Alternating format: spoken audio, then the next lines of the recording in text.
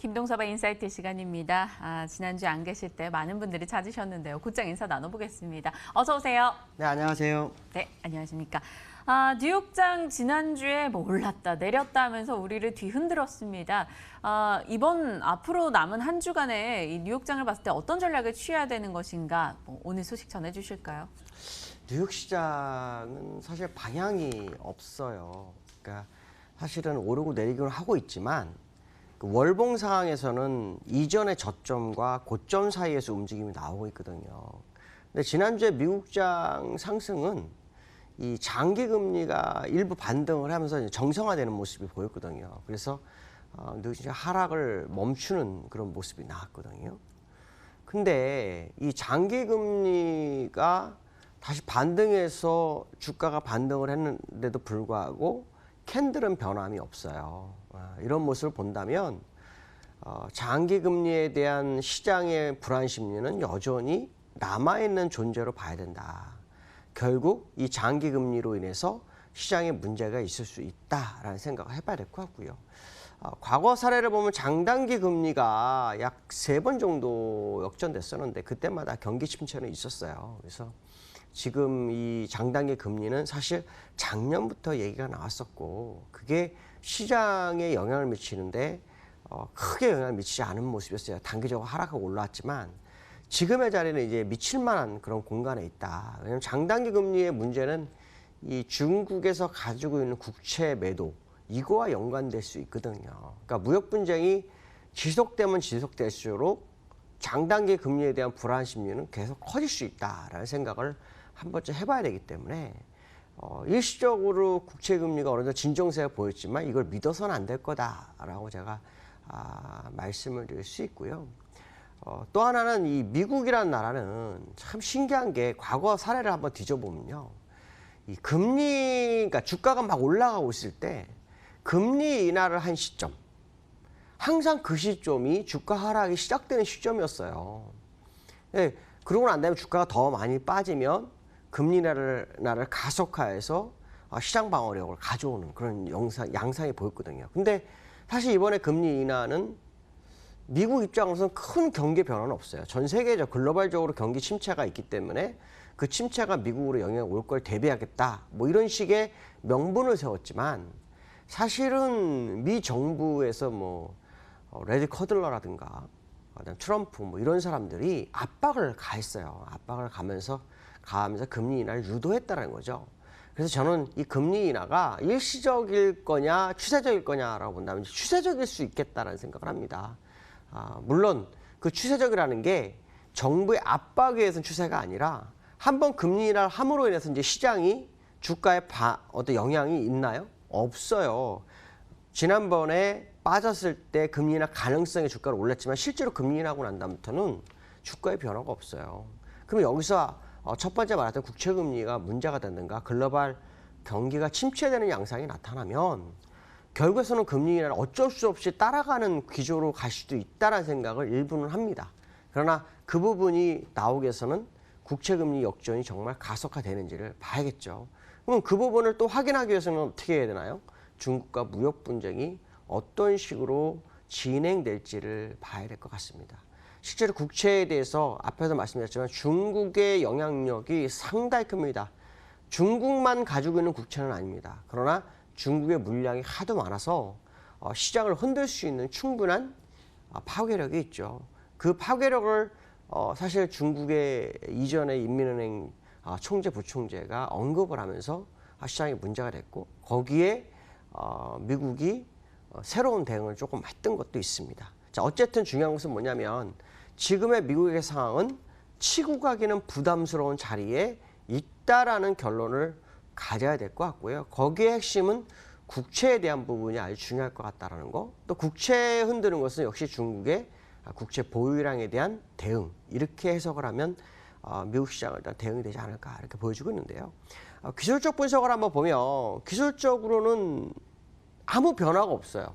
그러니까 일봉으로 보시면은 막 변화가 좀 있죠. 근데 월봉으로 보면 변화가 하나도 없어요. 여기서 이제 우리가 주의 깊게 봐야 될 것은 이제 차트를 보다 보면 대부분은 다 보이지가 않아요.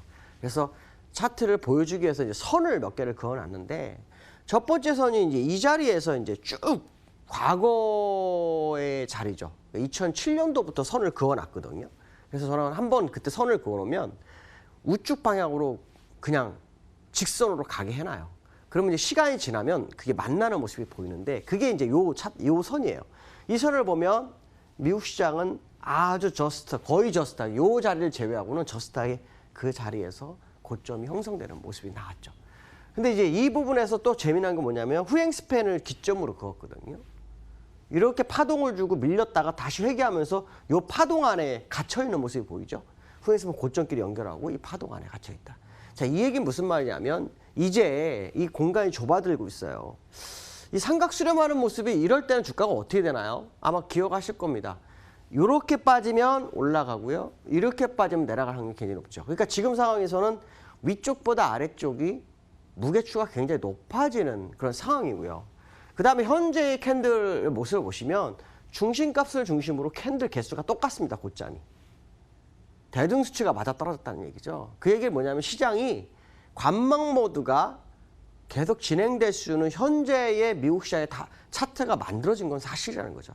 그러니까 우리는 투자를 어떻게 해야 될까요? 미국 시장을 바라보고 국내 시장을 따라갈 거냐, 미국 시장을 저버리고 국내 시장만 할 거냐 이렇게 해석을 해봐야 되겠지만 일반적으로는 미국 시장의 방향성을 봐야 되죠. 근데 미국 시장이 여기를 뚫어버리지 않는 한은 미국 시장은 없는 거예요. 그렇다면 우리는 대응을 어떻게 해야 되나요? 돌파하기 전까지는 굳이 할 필요가 없는 겁니다. 물론 우리나라 시장에서 변동성은 있을 수 있어요.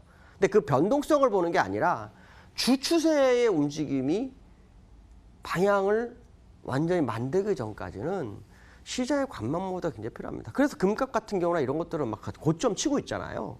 환율도 1200원 넘어가서 거기서 언저리에서 움직임이 계속 나타나고 있다는 거죠. 그렇다면 투자가 입장으로서는 보유를 하고 계신 분은 좀 부담스럽죠. 현금 들고 계신 분들 입장에서는 좀 지켜볼 필요성이 있는 상황이죠. 근데 제가 알기로 주식하시는 분들, 현금 들고 있는 분은 비중이 그렇게 많지 않을 겁니다. 대부분은 이게 습관적으로 매매가 나가거든요. 이렇게 매매하다 종목이 올라오는 게 보면 고민도 안 합니다. 그냥 바로 사죠. 물려서 또 고민하죠. 또 털지 못하는 경우가 굉장히 많았던 현재 시장의 모습이라면 저는 여러분들한테 현금 비중 유지하고서 돌파되는 거 보고 그때 우리나라 시장의 펀더멘털의 어떤 영향성을 보면서 접근하시면 시장 대응 될 거다. 근데 지금 미국 시장의 이 모습은 조정이라는 게 없었다라는 거죠. 조정이라는 게. 여기서 보시면 이걸로 조정을 보기에는 너무 작아요. 공간이. 무슨 말이냐면 과거에 여기서가 6,500이었거든요. 6,500부터 치고 올라간 게 지금 얼마냐 27,000까지 간 거로 본다면 지금 미국 시장의 현재의 모습은 절대적 고점이다라는 생각을 하죠. 역사적 고점 내지 절대적 고점의 확률이 굉장히 높다. 물론 제가 틀려서 돌파된다면 따라가야 되겠지만 그렇지 않다면 지금은 역사적 고점으로 접근해 볼 필요성은 충분히 있는 것 같다라는 생각을 좀 해보게 되고요. 이제 두 번째로는 앞에서 이제 얘기하다가 이제 이렇게 선을 그어놓은 것 중에 하나가 뭐냐면 중국과의 무역 이게 굉장히 핵심 포인트가 될 거다.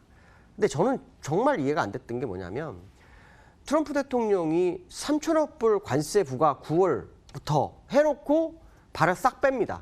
근데 그 전에 뉴스가 뭐냐면 지난주에 제가 얘기해 드린 거였습니다. 뭐냐면 천위안이 이런 얘기를 했죠. 중국의 천위안 부총재, 전 부총재가 국채 매도를 심각하게 고려해 볼 필요성이 있다. 우리도 손해지만 해볼 필요성이 있다. 이 말이 나오면서 바로 미국이 발을 살짝 뺍니다. 살짝 빼면서 3천억 불에서 3분의 1, 약 1,050억 불 정도만 관세를 부과한다. 그러면서 명분을 제시한 게 뭐냐면 연말에 소비 심리의 문제가 될 수 있다라는 참모의 의견에 의해서 줄였다. 이런 표현을 씁니다. 근데 제가 볼 땐 절대 아닙니다. 왜냐하면 지금까지 5,500억 불 중에서 2,500억 불 관세 부과하고 또 1,000억 불 관세 부과하는데 연말에 어떤 소비의 문제는 벌써 영향이 갔을 거라는 거죠. 추가적 2,000억 불에 대한 부분을 얘기하는 것은 말이 안 된다라는 생각을 저는 하게 됐습니다. 자, 이걸 보면서 제가 첫 번째에서 국채금리와 연결해서 말씀드린다면 중국이 가지고 있는 카드 중에 가장 무서운 게 국채라는 것을 미국은 우회적으로 알려준 시그널이었다는 거죠. 그렇기 때문에 서서히 진행을 할 확률은 있지만 중국은 국채 매도에 대해서 발을 뺄 수는 없는 상황이 되어버렸습니다. 왜냐하면 3천억 불을 다 철회를 했으면 발을 뺐을 텐데 1,000억 불은 진행하고 나머지 2,000억 불은 상황 봐서 하겠다는 식으로 나오고 있거든요. 그렇다면 중국 입장에서 발을 다 뺄 수 없다라는 겁니다. 그 얘기는 앞에서 제가 말한 것처럼 국채 움직임이 이제 시장의 방향성을 좌지우지할 확률이 거의 90%가 넘을 거다라는 생각한다면 우리는 굉장히 주의를 기울여야 될 거다. 거기서 추가적 금리 인하가 한 번 더 나온다면 과거의 데이터처럼 금리 인하가 주가 하락의 시그널로 접근할 수도 있는 그런 상황이 나올 수 있다는 생각을 해봐야 될 것 같다라고 말씀드릴 수 있고요.